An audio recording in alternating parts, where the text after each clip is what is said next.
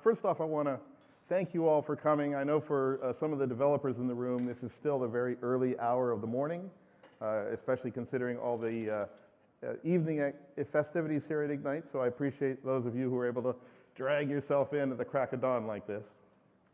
My name's Kyle Marsh. I work in the Identity division at Microsoft. I'm a program manager there, and my job is primarily to work with developers such as yourselves on how to best utilize the functionality of a cloud-based identity provider like Microsoft Identity is. So again, I really appreciate taking your time today and coming to hear and talk about architecting your app's access and security with identity as the control plane. Now, identity as the control plane can sometimes be this sort of nebulous idea. So what do we really mean by that? Well, basically in today's world, we don't have physical network security anymore. Even your on-premise networks aren't really as secure as you may think they are.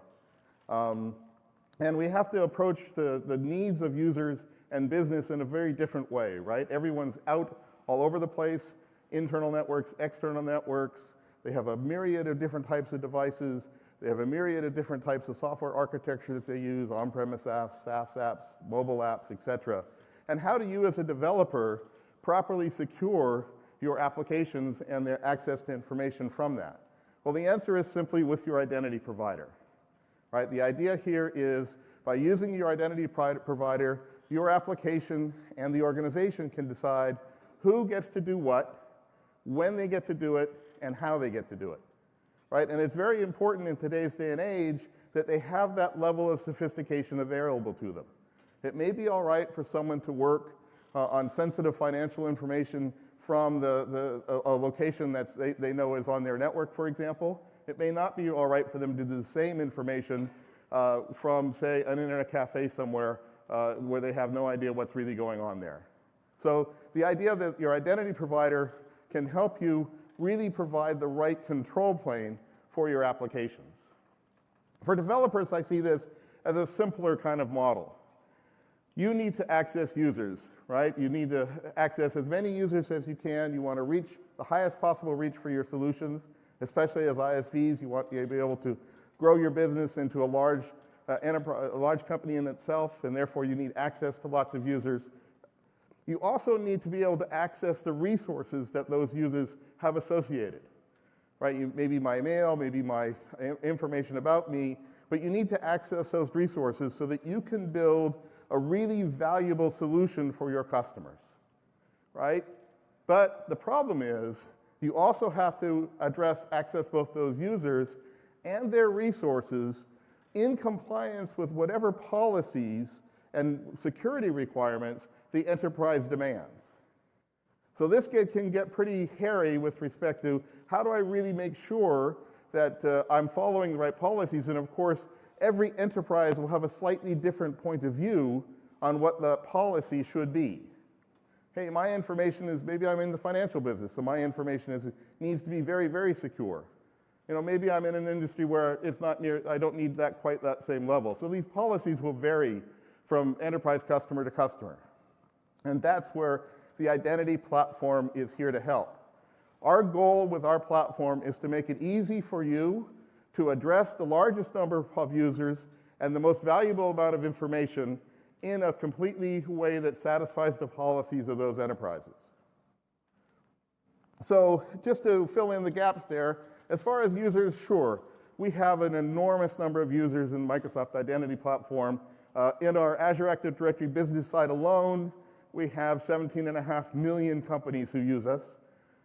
As far as resources, of course, all of the information from our directory itself is available through our Microsoft Graph API, but it also lets you write solutions that can fully deliver the value that these customers have, or these individual users have, in their investment in Office 365 and Microsoft 365. So not only can you build solutions that have information that you develop for your application, but you can really help them to use the full value of the investment they've made in the Microsoft 365 product. And finally, of course, policies. The problem with policies is it's become ridiculously complicated, right? In our space alone, for Microsoft Identity, for example, we look through over 10 terabytes of data a day trying to determine for every single authentication request, what's the risk factor here? And then an enterprise can decide, well, given that risk factor, this policy should take place. The user is from a location that's remote, that they've never used before, they're accessing sensitive information, I'm going to need that user to do an additional MFA. Right? The user's from a local location, they use a lot, okay, we can let that go easier. So with every single one of those kinds of decisions have to be made. Now, if you were doing identity on your own, right, you decided you didn't want to use an identity provider like Microsoft Identity, the burden of doing all of this is yours. I was at a conference not too long ago, and in the table next to me was one of the developers from a very large, incredibly popular game. And as we were talking about, the kinds of things that we do as an identity provider, he said, yeah, we have to do all that. Because we have our own identities, and we have to put all that same kind of effort in money and investment into doing that ourselves. It's a very large investment, and quite often, your single enterprise cannot provide the protection that we can because we have a cloud service across many enterprises. So the ability for you to use the platform is great, but let's look at what you have to do as an app developer to really use that platform well. So for me, it all starts with an app. Everything's an app, so it's great. I don't really care what this app is. It doesn't matter if it's an app running on a mobile device. It doesn't matter if it's running in the cloud or which cloud provider it's using. It doesn't matter if it's a PowerShell script. Everything counts as far as we're concerned as an app. It's effectively the control point for how you access the identity and the information it's protecting. Now, you as a developer have a number of different choices you're going to have to make. And during the course of this talk, I'm going to go through a number of the elements or the parameters that will help you make that kind of decision. Now, the first and easiest decision for you, obviously, is you're going to trust the Microsoft Identity Platform. That's why you're here, right? You want to hear about the Microsoft Identity Platform. So that's an easy decision for you out of the box. We're going to go into some more detail about the rest of them to give you some hints on how you make some of these other decisions along the way. All right, so the first step is I want to trust the Microsoft Identity Platform, or really generically any identity platform. What do I have to do?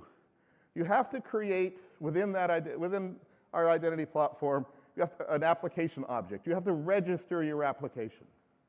That's simply telling the identity platform, this is the name of my app, this is the authentication process protocols it's going to use, this is the other attributes about the application, the publisher, the logo, etc. That is all really properties that you maintain. A key section of that, of course, will be these are the permissions my app requires for its various functionalities. Right, so that's the first step. And as far as the identity platform is concerned, this entry is your app. I know you got this other trivial stuff you work on, coding all day, that kind of thing. What's really important is that it's registered in the identity provider. For us, that's the app. Right? You've got other aspects, I get that. Now, so the first thing you do ahead and register that application. Now, one of the decisions you have to make as part of that registration is, how am I going to register that app? And this can really affect or directly affects how easy it might be for your users to acquire the app. Right? So the simplest case is you go to your own tenant and you register the application. And so what we would call that is a single tenant application. You would, in the UI, say, I want to work for my organization's users from my organization will be the only ones who access this application. That makes it a single tenant application. And again, the user has to be from that organization to use it. Now, there's a couple of different ways that you can register. You can go to the UI, you can write some scripts and automation. Now, why would that be interesting if it's just a single app? Well, one choice that developers can make is, I'm going to have every customer who I sell this app to or who wants to use this app register it as their own app in their own tenant. Now, it may share a little bit of code, say all of the code, between instances.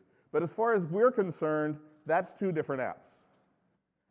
Right? So if it goes into tenant A and they register it there in their home tenant, as a single tenant application, that's one app. If it goes into another tenant and gets registered there, it's a different app. So what that means is there's no sharing of like I've signed into the app or I've given permission to it or whatever between those two, because they are, as far as we're concerned, two completely separate apps. The amount of code sharing is immaterial to that. Right? So that's one way that you can acquire these apps, and as a result, you may want to decide to provide automation scripts or some kind of installation process for them so that they don't have to type in all of that information you need in the app registration. Now, the other item here is that admins can decide whether or not who's allowed to register an app. So maybe you sold an app to a group, and they require their admins to register. So instead of saying, well, here's another way to do it, you might provide that tool to the IT pro so it makes them easier to get their app registered. The thing is, this simple app registration is not enough to get going. So that tells us about the app. The app's got this name, it wants these permissions. But now the enterprise has its own point of view on the app that we refer to in the Azure UI as apps on the enterprise apps blade. So what that is yes, this application exists. It might be registered here in this tenant, but I as an enterprise gets to control who's going to use this app. I get to see which permissions has this app asked for and manage it with respect to my enterprise itself. So we create a second object in the directory, which we refer to, you can see on the Enterprise Apps tab, but we refer to as a service principal. And that service principal is what the admin will use to manage the aspects of the app that he could manage on his own. And that might include, for example, even setting up a slightly different display name so that his users understand the name of the app slightly differently. So they have that control with the service principal. Now, it can still be difficult to do that single tenant thing across multiple tenants. So one option to make things easier is, supposing you want to let users not only from your tenant, but from any Azure tenant, or maybe not only any Azure tenant, but anyone using a Microsoft account, so any Xbox, Outlook.com, Skype accounts. You want all of those folks to be able to use your app as well. So in that case, you would register the app and say you want those different populations of users. So instead of just the users from one organization, you want the users from all Azure or Azure and Microsoft accounts. That makes this a multi-tenant app. And now what that means is while it's still registered in your home tenant the same way, now if a user were to go to your website or go to your application, run it, get through the permission and consent dialog, what would happen is in the user's tenant, there's another service principal created. So not another app is registered, but another service principal is created. And that's how that enterprise will manage your application, or at least the aspects of your application that they're allowed to work with. So here's the users in this tenant who get to use this app. Some other tenant says these are the users here. Your application is still the same code from your point. It's for, as far as Azure is concerned, it's still a single application because it only has the one registry, but it's being run across multiple tenants. So that can make it a much easier process for users to see your application. Let's take a look.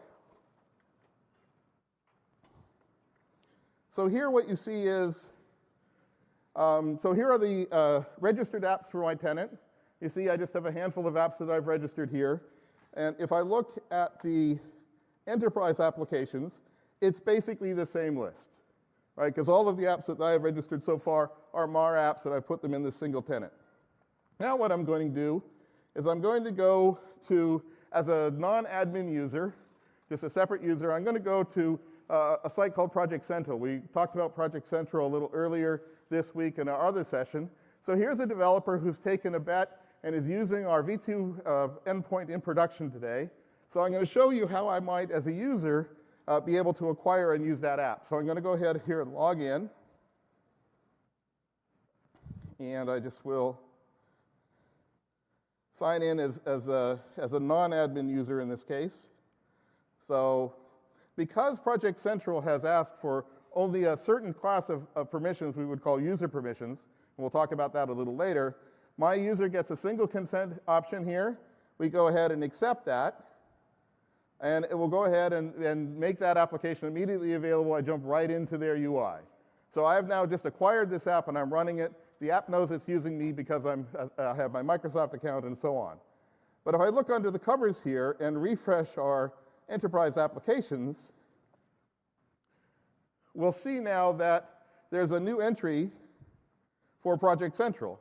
And now I can start to look and manage, as an IT pro, manage elements of that application. So this is important to you as developers because it made that application easy to reach and for your users, and it gives the IT pros an opportunity to contribute to the management of that application in their enterprise. So now that you've got your application registered and it's available, the other step you have to start looking at is how are you going to actually integrate your application with this authentication, with the identity control plane. So one nice thing to point out here is that we are very committed to open standards in our identity platform. Whether it's a relatively old, for computer days, standard like SAML, which is well understood and implemented broadly, but no longer being worked on as far as a new functionality or innovation, or an incredibly new, almost emerged standard like token binding, which is just getting moved from the stage of talking about it as a standard to seeing people actually move to implementations, right? As some browsers have already started to adopt token binding as an option. But across the board, and in general, the identity providing industry has done a really great job of all adopting these standards. So it's going to help as far as the nature of how you're going to do this. Now there's one interesting point about all these standards. They use what we call modern protocols. What does that mean? Well, it means a protocol that was developed from the very beginning to be used in this ecosystem where users are everywhere, all kinds of different devices. It's really just out there. So we're not relying on things like network proximity or network packets or anything like that. So they all work over HTTPS. And one of the key aspects here is we take the app as a middleman out of the equation by default. Now, yes, there's a way to have the app as a middleman. I cringe every time anyone brings it up to me, right? It really shouldn't be your job to worry about the user's credentials. That's something between the user and their identity provider. The other aspect of these modern protocols is they all use what we're calling tokens, which is a nice generic term that has no real meaning in and of itself, so we can use it to mean just about anything. But the idea is we move information between the various providers, like your identity provider, to your application, to an API you're calling, all with a concept called or construction called a token. So let's take a look at the kind of tokens that we have in our identity platform. The first one, the one that's really interesting to all applications, is the concept of an identity token, an ID token. Now, we use the OpenID Connect protocol standard here, and that dictates that all ID tokens will have to be a JSON web token. Naturally, that abbreviation JWT is pronounced JOT. Why wouldn't it be? And everyone who does OpenID Connect always issues their identity tokens as JOTs. This helps you as an application identify the user specifically. You're given an information to say, okay, this is the user. And it will tell you that information, and it confirms to you that the user is who they say it is, or at least we're able to prove that to the identity provider. And the identity provider is providing you attributes and information about that user, which we call claims because they're information the identity provider is claiming about the user inside of these tokens. Now, that gets you information about the identity of the user and that the user has been authenticated. There's also these things called access tokens. So anytime you want to do something, call an API, you need an access token if the API says, I need to be protected. I need authorization. You need an access token. All right, so the access tokens, in our case, yes, we happen to use JOT tokens, and you could take a look inside, but you're not supposed to. If you're not the web API that needs to validate whether that token is intended for you, there's no reason for you to look into the concept of what that token is.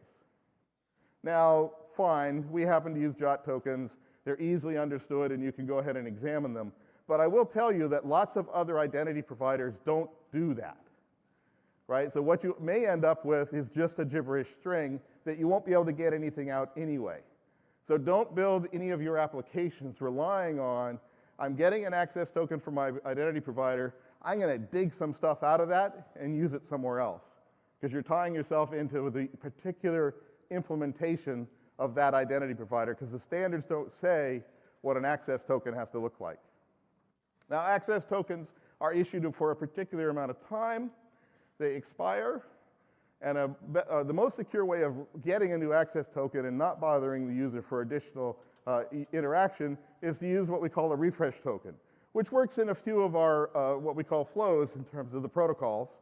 And that's just another token that we use again to make it easier for a better user experience after that access token expires. So let's take a look at an an ID token here. So isn't this just lovely? It's clearly, basically a work of art. It's everything you need, right? Well, okay, so it's a little bit gibberish, but we do have a site called gwt.ms that will help you look at these tokens, any JOT token. At the beginning, of course, you see the header information, which is coded here in red, the body of the token, which is what's going to contain most of the interesting information for you, and finally the signature of the token, which is its security envelope. The nice thing about this particular site is you can scroll down and get the human readable form fully decoded of the actual token. So here's a typical ID token. There's some header information, which is really about this, how this was secured. There's things like who issued it, which version, who's the user, when does it expire, etc. Now, on purpose, the standards body here wanted to try to make most of these tokens as lightweight as possible. When you're dealing with billions of authentications a day like we do, the volume and the size of the tokens really do matter, right? So one of the things we do here at the standard called for is a fairly small three-letter acronyms for an awful lot of the standard claims. So this is not the International Space Station, which is my first guess. It is, in fact, the issuer. So the nice thing about this site, again, is you can click on the second tab here for claims, and we will tell you what the claim is. So here's our issuer claim, what it is, and then what it's really supposed to be used for and how it should be used within your application. So here, for example, is the subject of this claim. This is a unique identifier I could use if the user returned and say, okay, this is the same user I got 5 minutes ago because the subject will be the same.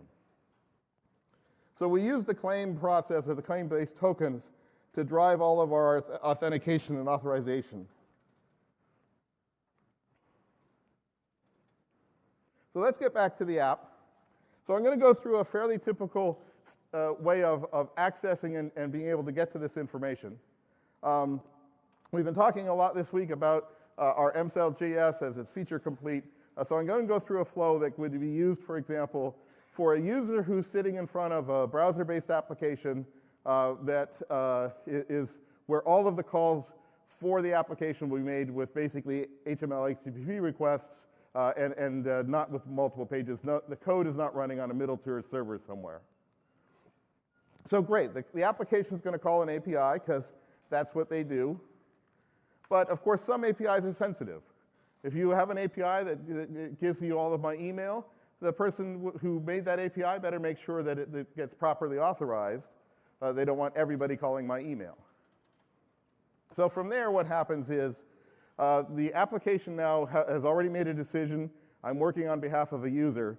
So it goes to the identity provider and says, I need a token for this user to access that resource. The next step is the identity provider is going to say, well, if you want a token for a user, I'm going to have to know that the user's there. So I have to have a private conversation between me, the identity provider, and your user. Now, the standard says we do that over an HTML protocol. So up pops a window, or the full screen, depending upon the design, your design as the UI, where the user gets to talk to their identity provider, and you're not really part of that equation. That's really a key point, because anything that the identity provider needs to do will happen in that private conversation.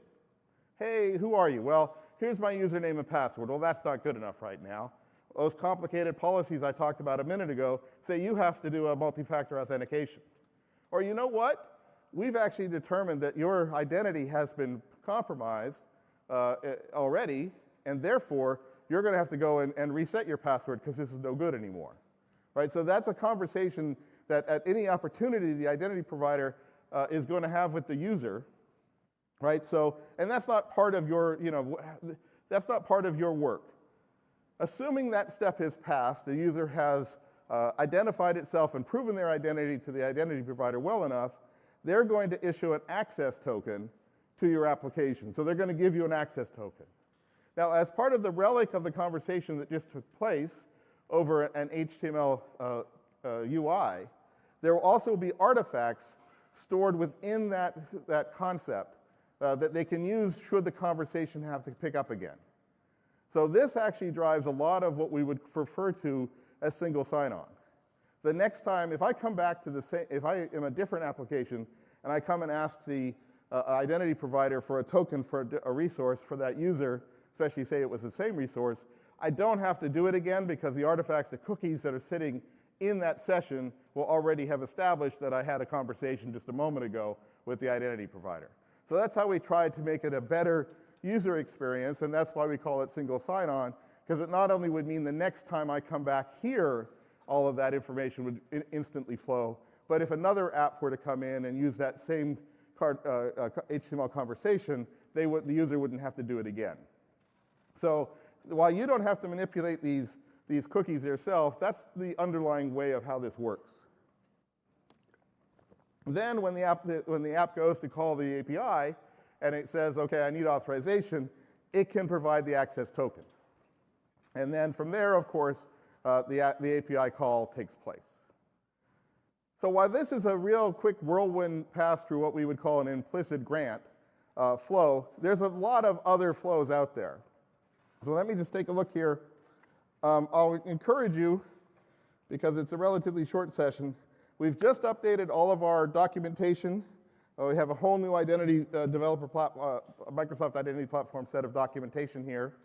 I'd encourage you to take a look at it. And for example, we have a great coverage of all of our various application types here. So here, if I scroll down, we can see here's that single-page JavaScript app I was just talking about, and here's a nice flow diagram that really details what's happening under the covers with respect to this protocol. And we go through, not just single apps, but web apps and so on. So it's a great resource for you if you do want to come down and really see what's happening with respect to our protocols. Now the thing is, protocols are great, but they don't actually ensure that your app is secure. That's up to the developer who's implementing the protocol. And you have, as developers, you have two choices to make. Either you're going to invest a lot of time and money and resources in keeping up with these protocols, or you're going to use somebody else's library. Right? The fact is, from time to time, exploits are discovered in the protocol, like, hey, I can replay this to the server. Well, here's the things you're supposed to do within the bounds of the protocol to reduce that risk. If you don't keep up to date with all of that information, you might find yourself exposed to an exploit that wasn't there when you did the original code, but is there now. So you have to commit to doing a lot of maintenance and keeping up to date with those standards. A much easier step is simply to use, for example, our MSOL library. Right? It's a world-class authentication library, and we spend all day, every day, making sure that we are completely up to date with any of the issues or things you see in the protocols and what's happening out in the world. So I really encourage you to, yes, you can use a protocol to talk to us, and in some instances, it's your only choice. But really take a solid look at that and make sure you commit to staying up to date with what's going on in the world of that protocol. So how can you help users feel good about using your application and the IT pros that might be protecting them? How can you help make it easier to drive your application's adoption? So for example, we just saw with Project Central, I was able to get that application very smoothly. All I really had to do was authenticate in. That's a great, easy way because of the choices that were made there. And really, it comes down to how are you using the permission and consent model within your application. Last week, I went to a site. It offered to add things to my calendar about some upcoming sporting events that I wanted to watch. I thought, yeah, it'd be great to put those in my calendar. I got to their consent dialog. It was great, but they're using Azure Active Directory. I got my consent, but as part of the request, they were asking for a refresh token. And I thought, now why does this app need access to my calendar for an indefinite amount of time? It should only take a few minutes for them to add calendar events and be done. So at that point, now I'm starting to question, do I really want this to happen? And should I really let this application have this access? And I don't really know this developer, and I don't really know what's going on, so I decided not to do that, because I wasn't comfortable with the idea of them having access for that long a time. You're going to find more and more users, and certainly the IT pros in the enterprise, making those kinds of choices and examinations. So it's important that you use permissions and consent well. So there are two primary buckets of permissions. Delegated permissions, which is I'm asking permission to do something on behalf of the user. So give me permissions that this user can do, or, and the permission consent will be guided by the user, or I have something to do, I'm not attached to a user, I need permission across all users. So in order to do delegated permission, you must have an actual user present, so the type of application is something where a user sits in front of it. It's a web page, it's a mobile app, something. The user has to be present because it's going to have that private conversation between the user and us with respect to, is this user who they say they are? So in all cases here, you're acting on behalf of the user. Now, the consent could happen two ways. If the user is effectively the owner of this, I can, for example, grant permission to an application to send email on my behalf. That's my email, I can go ahead and grant that. What I can't grant, because I can't do this, is I can't send an email for all users at Microsoft. They frown on that. I can't just decide I'm going to be someone else and send mail. So if I were asking for that kind of permission, it would have to be granted by an admin. So that's one area. Now, the other thing that comes into play here is there is a very common thing within the scope of this that says, I can send email on my behalf, and you know what? I can send email on behalf of a particular user, of another user. So I could say, absolutely, as a user, I'm granting that information. But the problem there is no one at Microsoft lets me do that. So the real permission is, yes, the permission granted to the app is you can send mail on behalf of another user, but since the user you're doing it on, Kyle, has no actual permissions, you're not really going to be able to do that. So the effective permission for any particular instance is a combination or an intersection between what has been granted to the app is allowed to send mail on people's behalf, and what has been granted to the user. Kyle's not allowed to send mail on anyone else's behalf. So just because the user says, yes, it's okay for you to do that for me, you have to keep in mind that they may not be allowed to do that at a higher level. So what you end up with is permissions, the effective permission is a combination of the two. Now, if you have a process that doesn't have a user, it's a service, it's a daemon, it's something running in the background, there can't be a private conversation between the user, because there isn't one, and the identity provider, because there's no UI, there's no user, there's nothing. So in that case, the application has to be on its own merit with respect to getting access to anything. Now in this case, it's always access to the service, and only IT pros can grant that permission, because they actually have to do it within the scope of the portal or a tool, because there's no UI for this. And of course, in this case, it's always straightforward. The application, the effective permission is always what the application has asked for. Now, there's a couple of places in time you can do as to when should you make the request for these permissions. So one thing is you can do it from within the Azure portal itself, right? So you, as an application developer, it's really a best practice for you to declare all of the permissions your app might need in the application portal, or in the app registration portal. Now, in our V1 endpoint, it's absolutely required, and things happen there. In our V2 endpoint, where we can ask for permissions on the fly, you don't have to put them there, but it makes it easier for the IT pro to see that, and if they feel like granting all permissions for your app ahead of time, that also is much easier for them as well. So it's granted either when the first time a user uses an app, or if the first time or an admin can go ahead and do it ahead of time. But in either case, the permissions are really a fixed set, which sometimes referred to as static. Now you can also do the similar thing, but by doing it in your application at runtime. So for example, I have an application that has some core functionality, and at some point in the application it can say, hey, do you want me to add something to your calendar? Well, back when at the core time, it might have said, it asked for my profile information, maybe a couple of other things, and it didn't ask for calendar, right, because I haven't gotten there, and why would I want this app? Because maybe I don't know about the feature yet, maybe it's something I haven't paid for, etc. So they'll want to go ahead and ask for the permission to write to the calendar right after I've enabled that functionality in the app itself. Hey, you hit the button that says add a calendar event. Now I can understand as a user why it's asking to access my calendar. Because the first time I start the app, I might say, why would this app need access to my calendar? And so the idea here is by using dynamic consent and asking for permissions at additional time points, you can help guide the user that you are in fact doing the right thing and not just requesting access to everything because you're not quite sure what your app's going to do in the long term, and it seemed an easier step as a developer to just upfront ask for everything and hope that everybody accepts it. Unfortunately, we see that pattern a little too often. So this gives, when the consent is granted, depends on, in this case at runtime, the admin can still go ahead and proactively consent, or the user can consent as it's being run, depending upon the nature of the app. And the other thing, of course, is users can give incremental consent given an incremental permission request. So let's take a look at that.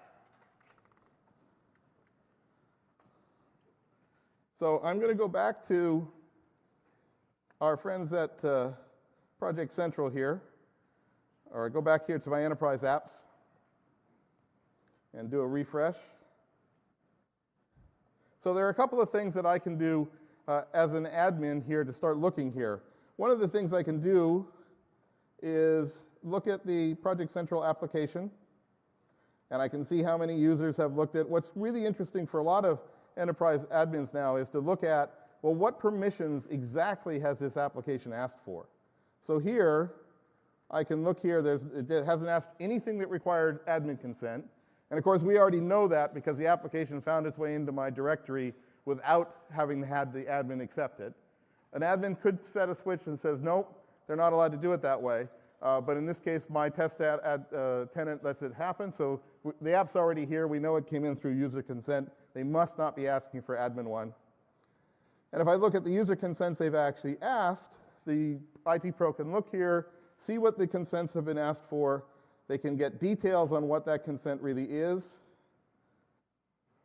Sorry, I need to see this here. It's gotten a little small.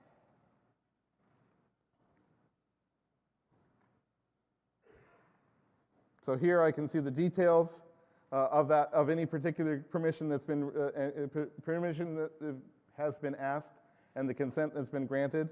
So as an IT pro, I have that ability. I can even, as an IT pro, go in and see which users specifically have done this. So, okay, this app showed up. Who brought it in? If there's only one user. If there's more, I'll have to find out. But at least I can track that permissions. So let's go back to the Project Central site. I'm going to log in again.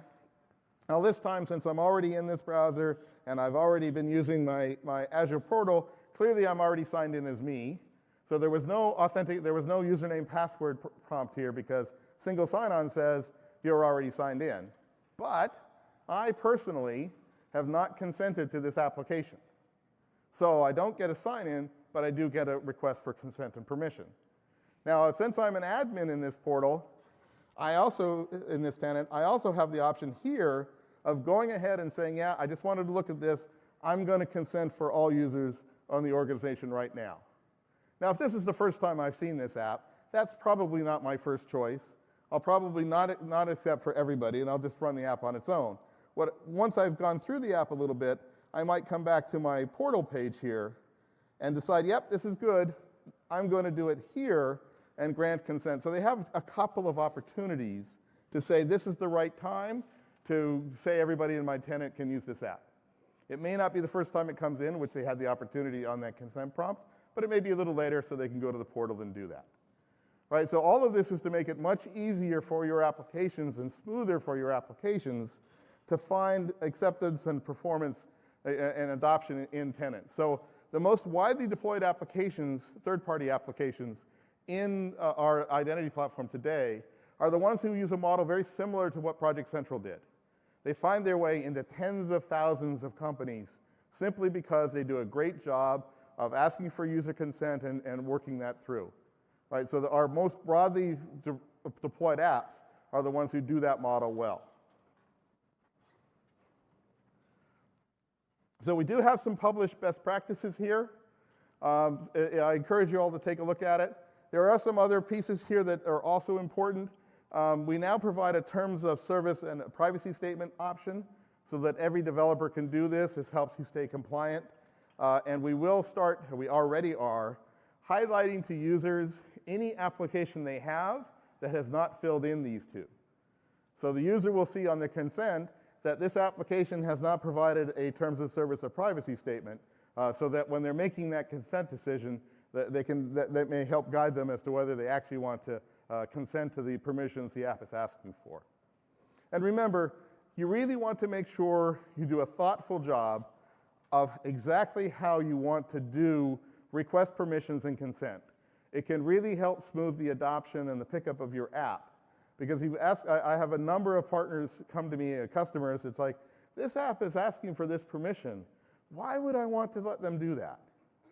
Because especially as we look at today's very security conscious world, and IT pros who are looking out for their users, they do spend the time and say, do I really want this app to be able to do this? Why should they do that? And they often have the kind of debate that I had earlier, which is, well, maybe I want them for a little while, but not long term.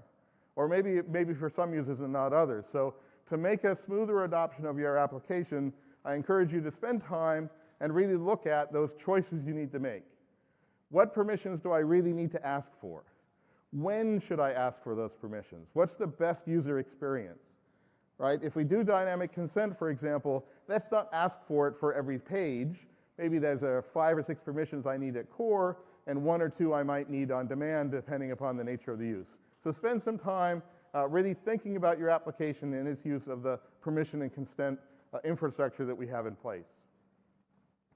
The last thing I want to talk to you about today is something called provisioning.